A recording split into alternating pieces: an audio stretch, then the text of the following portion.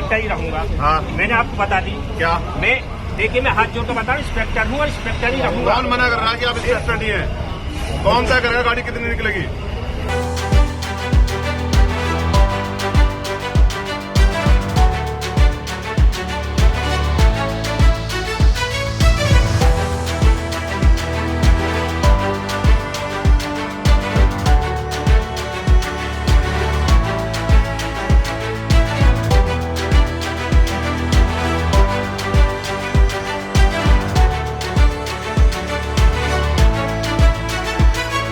UP police और नगीना सांसद चंद्रशेखर आजाद के बीच टोल प्लाजा पर एक ऐसा भयंकर हाई वोल्टेज ड्रामा हुआ है जिसके वीडियो और तस्वीरें सोशल मीडिया पर आग की तरह फैल रहे हैं। मेरठ जा रहे चंद्रशेखर के काफिले को जब पुलिस ने बीच रास्ते में रोका तो सांसद महोदय खुद गाड़ी से उतर आए और पुलिस अधिकारियों से उनकी तीखी नोकझोंक हो गई। इसी दौरान एक इंस्पेक्टर ने हाथ जोड़कर सांसद को जवाब देते हुए कह दिया कि मैं इंस्पेक्टर हूँ और इंस्पेक्टर ही रहूंगा।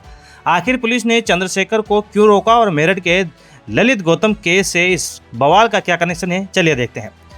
दोस्तों, सबसे पहले जानिए कि ये पूरा बवाल शुरू कहां से हुआ। नगीना सांसद चंद्रशेखर आजाद का काफिला शुक्रवार को मुजफ्फरनगर के रोहाना टोल प्लाजा पर उस समय विवादों में घिर गया जब पुलिस ने उनके साथ चल रहे कुछ वाहनों को रोक दिया।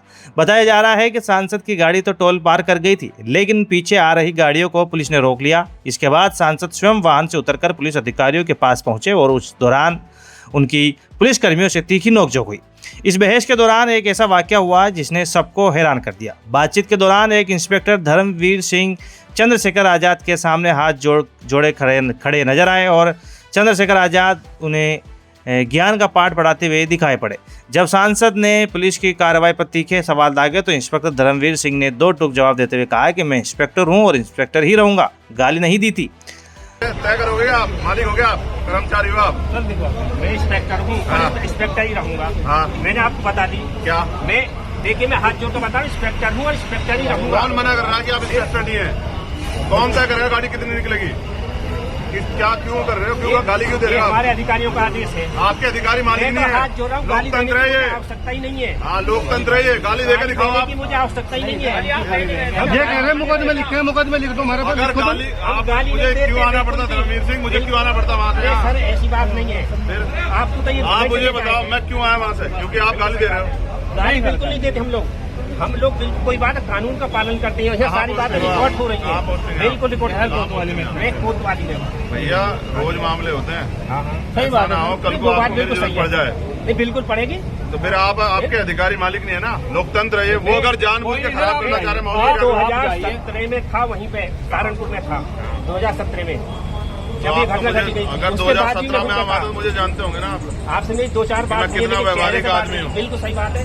फिर ठीक है, कोई बात है ना, मुझे कहो ना कार्यकर्ताओं गाली क्यों दे रहे हो आप? गाली हमारे लिए कोई नहीं देता। गाली का तो मतलब ही नहीं है। मेरे बादल की गाली कह रहे थे ये बबलू चौधरी हमारा जाट समाज का बड़ा नेता है यहाँ का। आप अगर ये झूठ क्यों बोलेगा? आपसे कोई लड़ाई है क्या इसकी?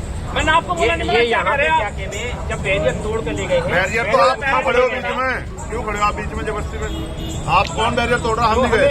आप मेरी गाड़ी का क्या खड़े थे? फिर वही आप अपने अधिकारियों के आदेश का पालन कर रहे हैं और हम जनता के प्रतिनिधि हैं। आप कैसे रोक दोगे हमें? हमारी गाड़ियाँ किस आधार पर रोको? क्या अपराध कर रहे हैं हम? कोई हमें तो जो आदेश और कोई बात नहीं। ठीक है, ऐसा मत करो। आदमी भूला नहीं जाता, याद रहता है। बिल्कुल। अब सवाल यह है कि चंद्रशेखर आजाद इतनी भारी भीड़ के साथ कहां जा रहे थे। दोस्तों, चंद्रशेखर दलित युवती मृतिका ललित गौतम के परिजनों से मिलने और मेरठ के हाल ही में प्रदर्शनकारियों के साथ हुई पुलिस कार्रवाई के मामले में एसएसपी से मुलाकात करने जा रहे थे। सांसद ने स्पष्ट किया कि वे किसी टकराव के उद्देश्य से नहीं बल्कि लोकतांत्रिक तरीके से अपनी बात रखने जा रहे हैं। इसके साथ ही एक अधिवक्ता के आत्महत्या के प्रयास वाले मामले पर सांसद ने साफ कहा है कि आत्महत्या किसी भी समस्या का समाधान नहीं है। अन्याय के खिलाफ कानूनी और संवैधानिक रास्ता अपनाना चाहिए। तो दोस्तों, चंद्रशेखर आजाद ने साफ कर दिया है कि एक जनप्रतिनिधि होने के नाते अन्याय के खिलाफ आवाज़ उठाना उनका काम है और वे सुनिश्चित करेंगे कि कोई निर्दोष जेल न जाए और कोई भी दोषी बचने न पाए। टोल प्लाजा पर यूपी पुलिस और चंद्रशेखर आजाद के बीच हुई इस तीखी नोकझोंक और इंस्पेक्टर के इस वायरल बयान पर आपकी अपनी क्या बेबाक राय है, कमेंट बॉक्स में जरूर बताइएगा। देश और दुनिया की तमाम बड़ी खबरों से अपडेट रहने के लिए सब्सक्राइब करें हमारा चैनल रॉयल पत्रिका। जय हिंद।